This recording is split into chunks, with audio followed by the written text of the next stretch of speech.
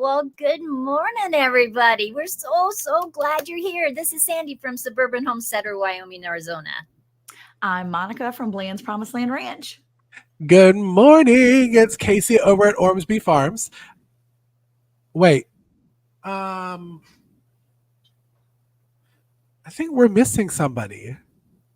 Oh yeah, and Dale. She's on the road because she's a huge, giant celebrity. There she is. Hi, everybody. It's Ann from Andale Homestead. I'm so glad you're here.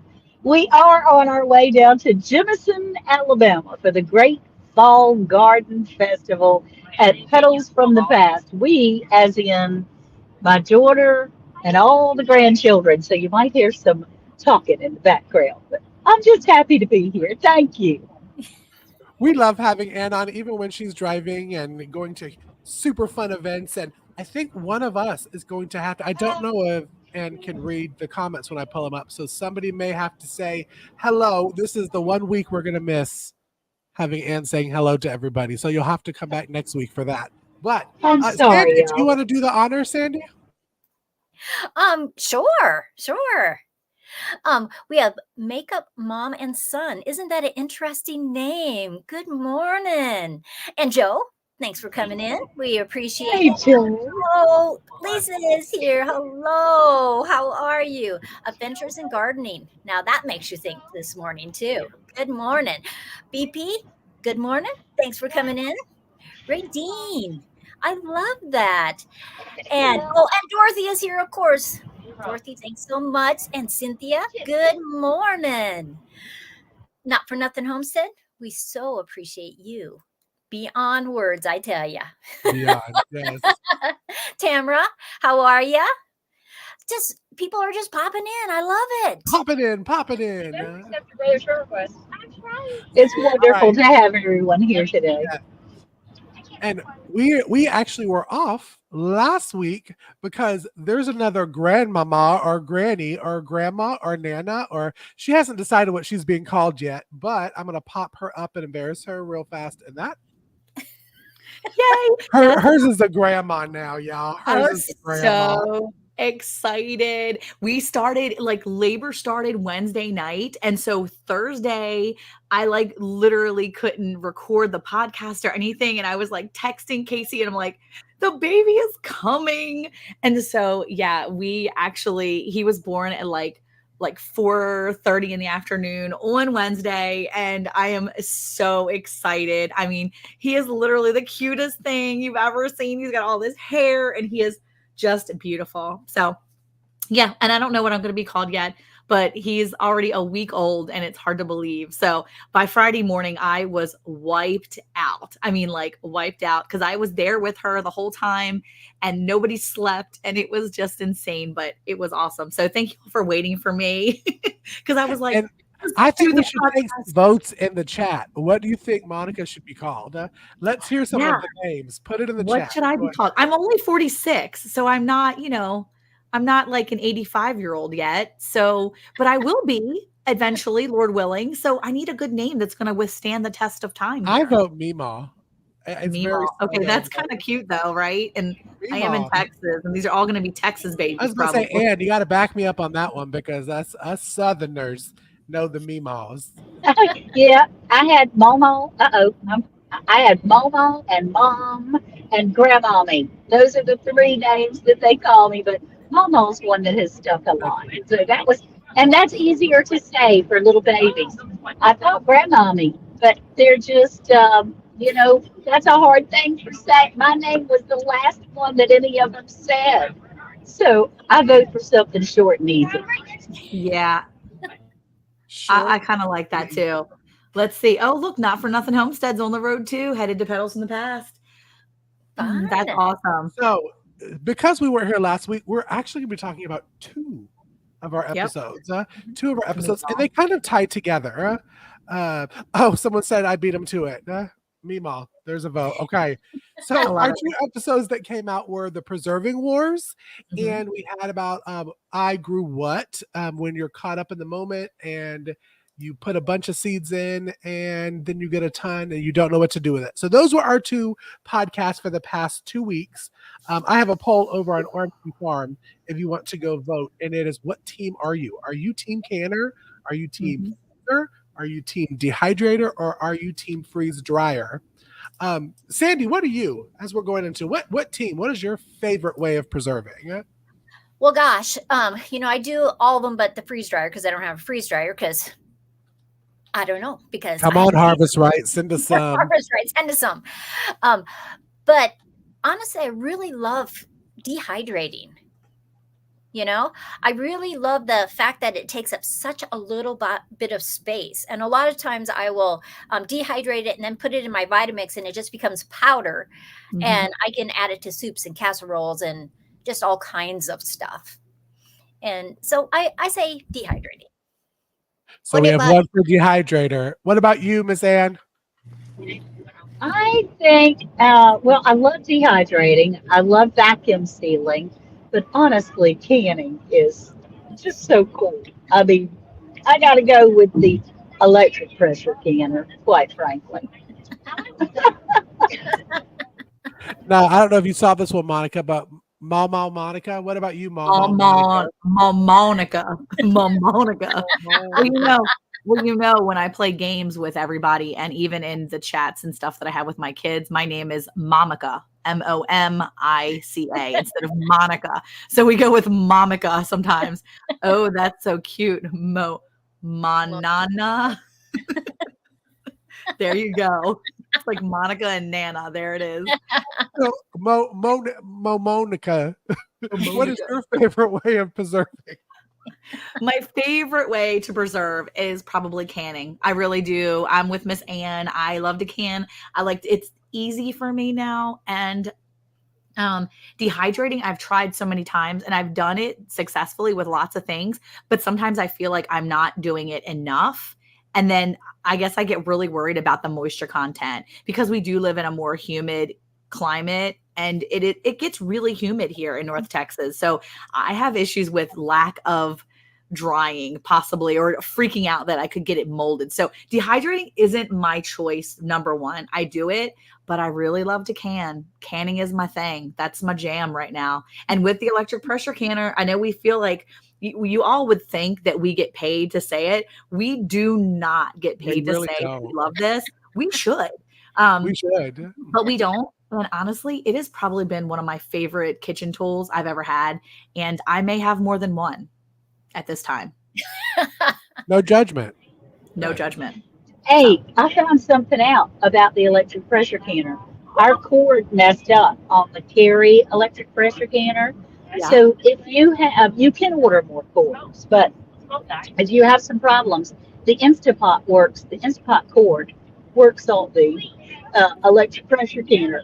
Great. So you don't have to get a replacement. You can just swap What? cords. You heard it here, y'all. Yeah. Wow. All right, In Casey. fact, So that's yeah, I really mean, cool. when I went to go and purchase another cord, it said compatible with Instapot, Carry, Nesco, all those kinds of things. So we tried it and it worked great. awesome? What about you, Casey? I know I was thinking, I really like dehydrating, but I really like my electric pressure canner.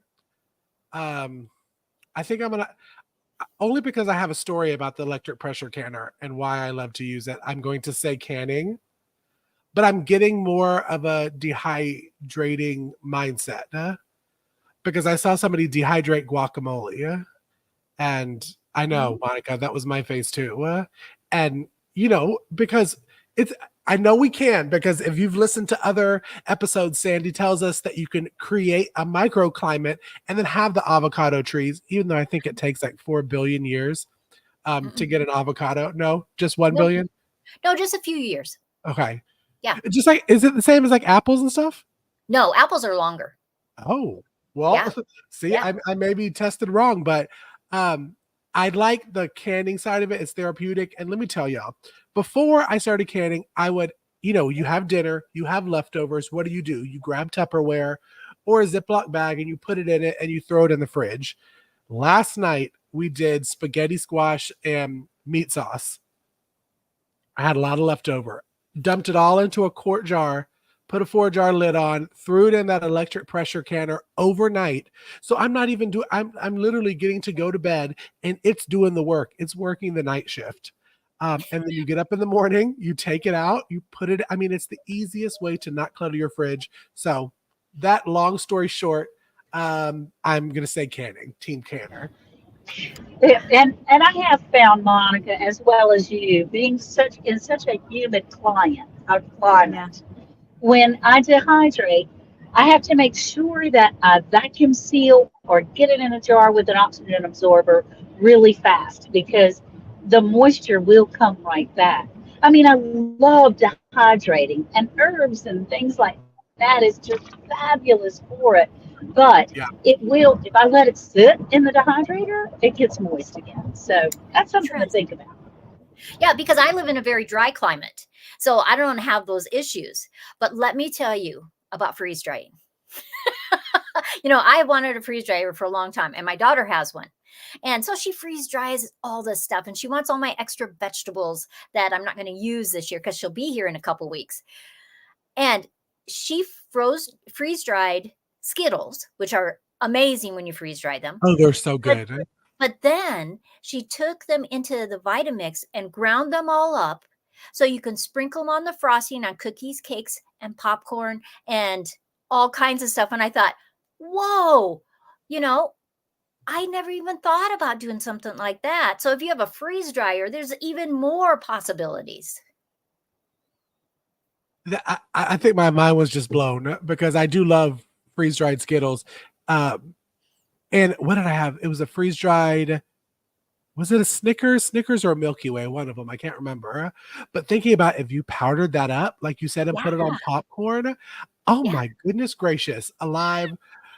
I just can't, my mind is blown. Well, you can do that with dehydrating though, can't you, to a certain Yes. point where you can Yes. powder it? Because I think you told Yes. me about pickles or whatever before, Yeah. Yeah. and you can sprinkle that on things, right? So you can do the Right. pickles, you can dehydrate them. I Yeah. never thought about that. I'm like, dehydrating pickles? Why not be crazy and just try things? Yeah. I I did did also try. listen to, oh, I'm sorry. I was just going to say with the pickles, because mine were too salty, I blended the ones up to use it for like a seasoning salt and put it with some potato chips. Awesome. Yeah, Oh, I did try making my potato chips. They were the flavor changes. They were not our favorite. I did put them in a Ziploc bag to hold on to for a little while. If we're absolutely starving, we might be able to eat those. But man, they I did. It was operator era, of course, and if you soak your potatoes, your slices before you make them into the chips in sugar water, you will have a better flavor. Oh, Oh. what a great That, idea! Thank that's you. what they do when you buy frozen French fries. They have been soaked in sugar water. that's why they're so addictive. Yeah, yeah, and that's Yes. why they taste better than when you make them at home. Yeah. And that's why Okay, I got so the girlish figure that I do.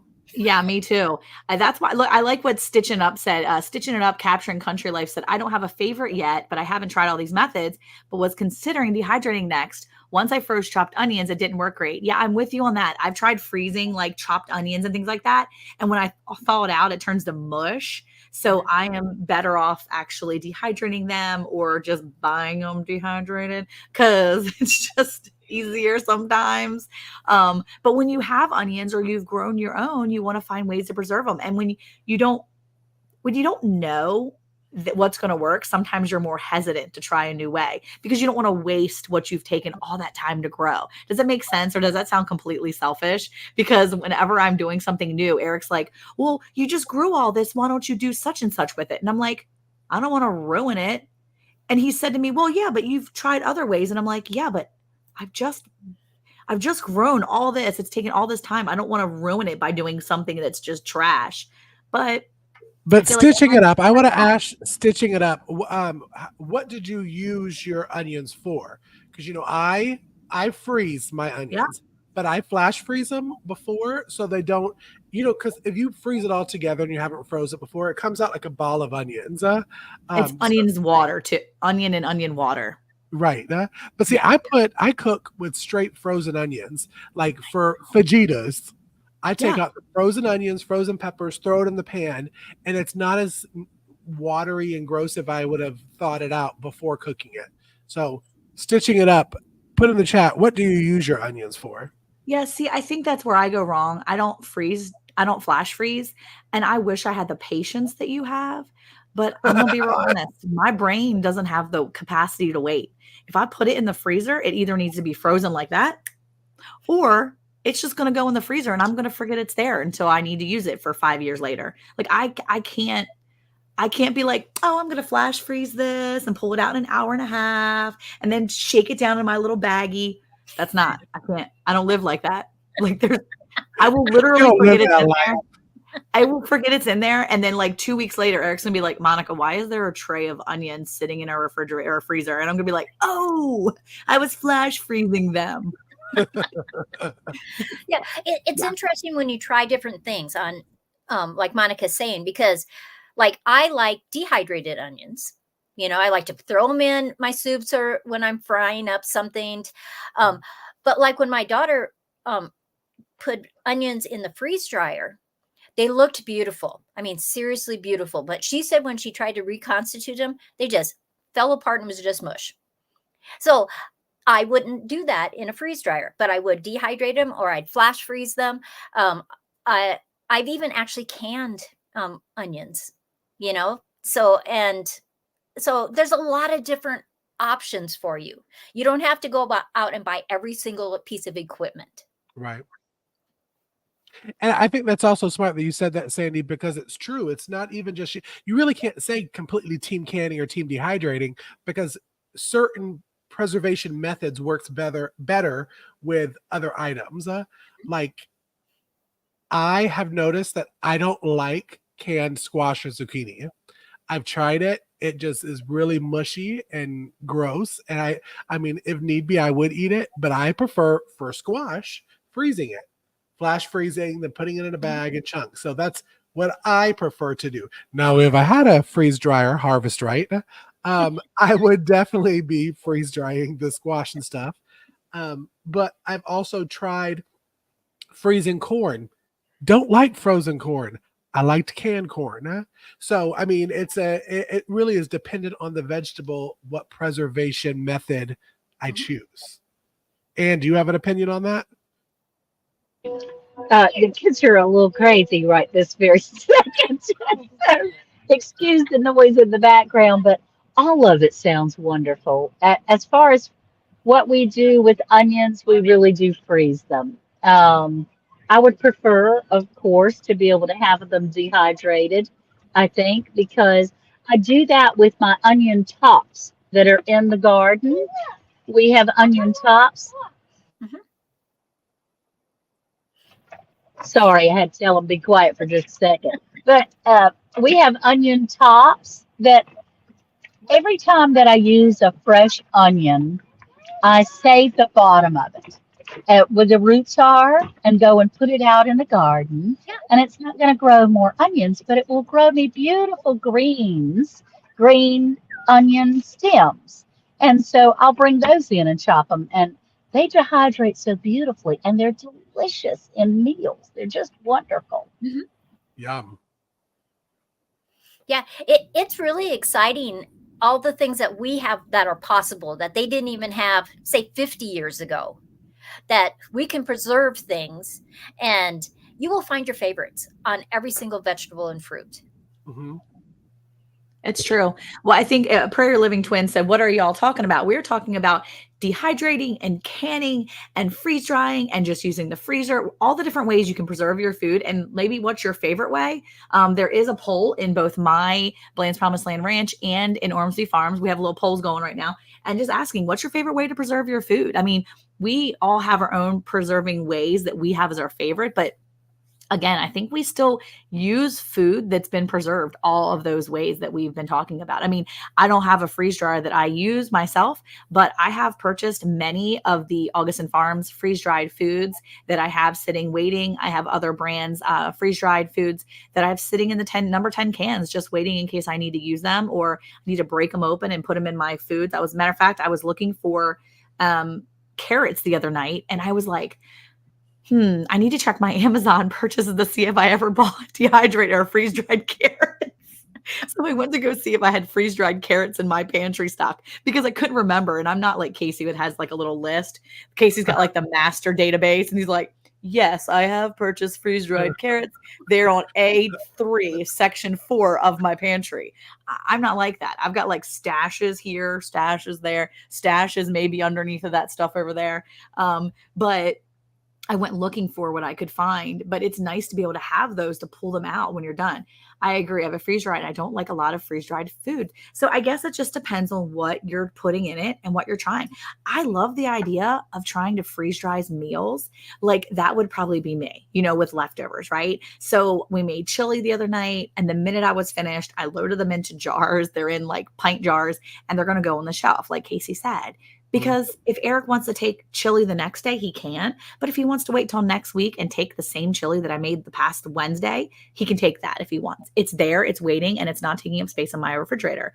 I would love to freeze dry leftovers. Like that would be my jam. I would be filling up those trays every night that I have freeze dried meals and trying it that way. Now, I imagine it's not as quick, obviously, as my canner, but Right. that's probably something I'd be trying because I would love to be able to say, this is what we have for long term. I mean, freeze dryer really is for longer term, I think, for us, if that's what would it be. So, yeah, Well, I and still, also you mentioned Augustin Farms, and just for anybody that's watching, if you see the QR code, if you scan the QR code, Round the HayBale is actually affiliates with Augustin Farm, and you can go scan our little QR code, head over there, put in HayBale, and you get 10% off of your purchase. I love getting the freeze dried Augustin Farms food. To do like meals in a jar, like for soups and casseroles and that kind of stuff. So I just wanted to throw that out there that Right. we are affiliate. It doesn't cost you anymore. It doesn't They cost can you anymore. also they can also check our linked tree on Round the HayBale and Mhm. get the same kind of, because if you're on your phone, it's a little difficult to scan that QR code unless you come back to see the video later. But to Right. go to the link tree, then that gives you the link right away. Mhm. It does. I was at a farmer's market not too long ago, and there's a guy that is growing all types of mushrooms, and then he is freeze drying them. And so I bought this big bag of lion's mane mushrooms, and I thought, well, that's just another option for people. You know, Mhm. sometimes there's little farmer market stores that are open year round that you might be able to find them on. You can buy them online. Look around your area because you might be surprised. You may not be able to afford a freeze dryer, but there are freeze dried products out there. Yeah, Yes, so they are. And Absolutely. I'm on the way down to Petals from the Past. And earlier we talked about preserving for herbs and making your own apothecary and things like that. And I made a ton of cayenne pepper infused castor oil and calendula infused castor oil. So I'm going to be able to share that with some people that are down there, which is going to be fun. that is so cool, Anne. Yeah. So uh, Casey had asked, what kind of things are you? How are you preserving your food in the chat? And if there's any kind of specialty thing that you guys do, share that in the chat so that maybe somebody else could try that. Mhm. That's right. Sorry, I'm trying to mute when the kids. We're at a bathroom stop, and the kids are getting in and out of the car. So I'm trying to mute when it's a whole bunch of noise, and I keep forgetting and switching the mute on when I want to talk, and switching it off when I don't want to talk, and it's kind of crazy. So anyway, as far as preserving our food, I did have a group that came into the house recently, and what they were asking me that very question. What is the best thing that you would use electricity for to be able to preserve your food? And we were able to use the dehydrator and use the canner and things like that. When we first started gardening, if we didn't eat it, and it didn't go in the freezer, we kind of wasted it. But now it's so precious because you're growing these little bitty seeds and it takes so long and you finally get food off of it and you need to learn how to preserve that. And that's been a lot of fun. Yeah, I saw that Pam was saying about air drying. Have any of you guys air dried before? I've You know, air dried my herbs, but that's about it. I've air because dried my laundry. That's about it. So I want to be. I have cured though before, but it's not necessarily air drying because I've cured meat before, like home cured. But it's something that I've thought about because you can actually like do that with meat too, right? Like Mhm. air dry. So I have a book about preserving meat and stuff, and I'm like, ooh. But we've cured hams. I've cured my own ham before. I was freaking out about it the whole time, but I did cure it, and we didn't die. So Well, we make these, you can take old windows frames that don't have any windows in them anymore, put screens on them, and put your stuff, your vegetables in between. So, because I don't want flies touching my stuff. Some people don't really mind that. You see these pictures and it's just open. I don't like that. So we have screens on both sides. But you might as well use the sun if that's what, and if it's an option for you. What if the electricity went down for a couple days?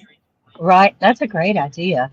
I unfortunately the only thing I have air dried was goldenrod.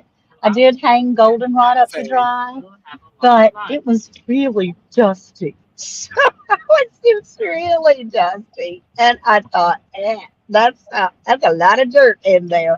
So I'd have to find a better way.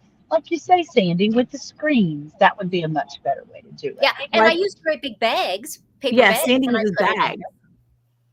Yeah, we were talking about preserving like our herbs and stuff, and Sandy recommended putting your stuff in brown paper bags. I there. think that's what you said, right? So Yeah, that right. way it doesn't get dusty because we have a lot of dust in this place, I and was gonna we can say sweep, yes. and we can sweep again, and we can sweep a third time every day. And mind you, there is still going to be dust and cobwebs in places that I had no idea had been. I mean, like I could swear I just cleaned that, and it's just dusty all of a sudden again because we live in Texas and it's like dust bowl dusty. But yeah, bags would be great. So how would you do that if you had a large amount? Just get a bigger paper bag. Yeah, I usually buy the lawn bags, like you can put your grass clippings in. Oh, yeah. And then I just I make little holes. I tie the herbs onto a string, and then I send the strings through the top part of the bag where those holes are, and then it just hangs down. I don't have to worry about dust because Wyoming can be dusty. And so it just works perfect. Okay, that's pretty cool. I like that. That's pretty cool. If you can use a Sunder wind, then use it. Absolutely. I Uh, think that that's one of the things Eric wants to do here at the farm is he wants to build himself a like smokehouse. Like he wants to build himself like a smoke room, Awesome. like a big wooden smokehouse. And I'm like, all right, you go do your thing, man. So I think that's like vision, in a few years. But I mean, yeah, that's another way to preserve our food. And that's what he's looking ahead at is if things went and we needed to be able to do everything here at the farm, could we do it? Right. And even if things didn't go bad, having a smokehouse, like we have smokers here, we Yeah. love them. Yes. We have a giant smoker that I can literally put 5 turkeys in, What? or I can put all kinds of chickens on every single shelf. It is fabulous. I can smoke all the stuff before winter, and then I have it all winter long. And then Yeah. I pull it all apart when it's all done and put it in freezer bags. But I Yeah. could can it. Yeah. That's true. So one that I've wanted to try, I think me and Sandy have talked about it, is I've always wanted to learn, and I'm too nervous right now to do it, is salting meats. Because I know that, back in the day, a lot of meat, and when they didn't have refrigeration, was salted. Mhm. Have any of y'all done the salting?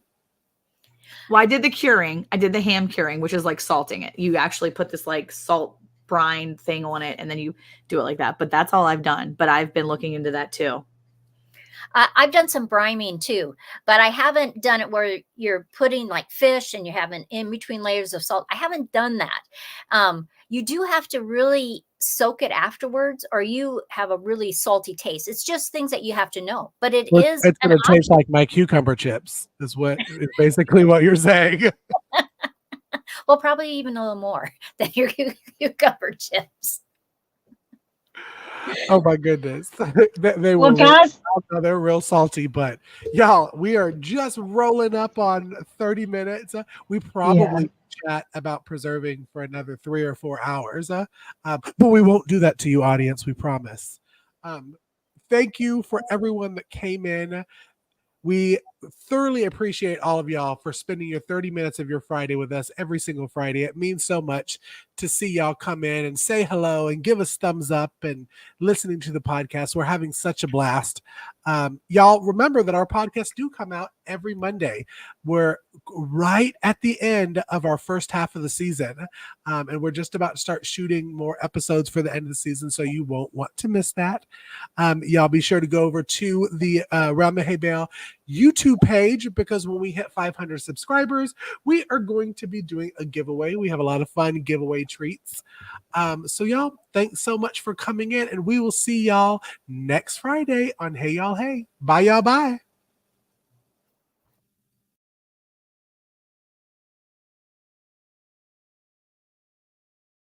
Are you enjoying the HayBale topics? To learn more, click on our Linktree link to get all of our product recommendations, along with discount codes and more. Hey Monica, did you know it's now even easier to listen to Round the HayBale podcast? What? Really? How easy? That's right. All you have to do is say, Alexa, play Round the HayBale podcast. Playing Round the HayBale podcast on Apple Music. Ooh, we're really fancy now. Tune in to Round the HayBale every Monday at 9 a.m. Central Time.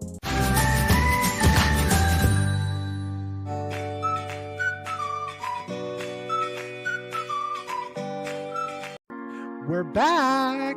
And now live every Friday. With new topics and a new time. Don't forget, a new host. Yay, that's right. Sandy joins the panel for Hey Y'all Hey radio show. Now, on Fridays at 11 a.m. Central. We'll see y'all there.